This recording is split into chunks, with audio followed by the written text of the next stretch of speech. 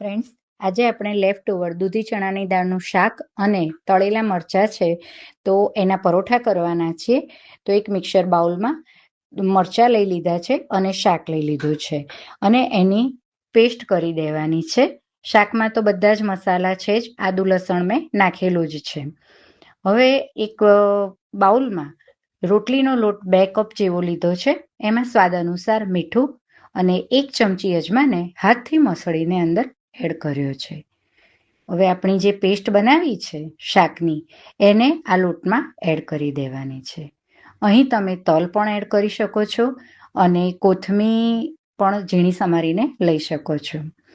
મેં લાલ મરચું લીધું છે કારણ કે લીલા મરચાંની તીખાશ થોડી ઓછી છે.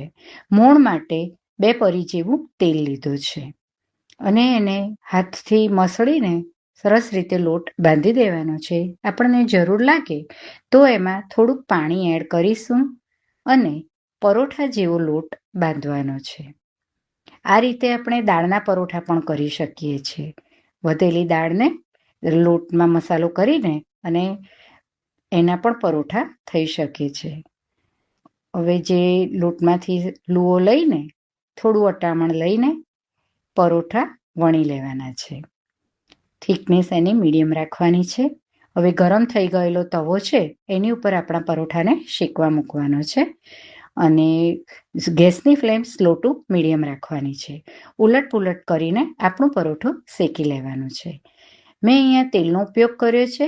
અહીંયા આપણે ઘી મૂકીને પણ પરોઠા શેકી શકાય છે. ફ્રેન્ડ્સ, તમે હજી સુધી મારી ચેનલને સબસ્ક્રાઈબ ન કરી હોય તો પ્લીઝ સબસ્ક્રાઈબ કરજો અને શેર કરજો. આપણા પ્રોટીન અને વિટામિનથી ભરપૂર પરોઠા રેડી છે. આને મેં ડુંગળીનું રાયતું બનાવ્યું હતું એની સાથે સર્વ કર્યું છે.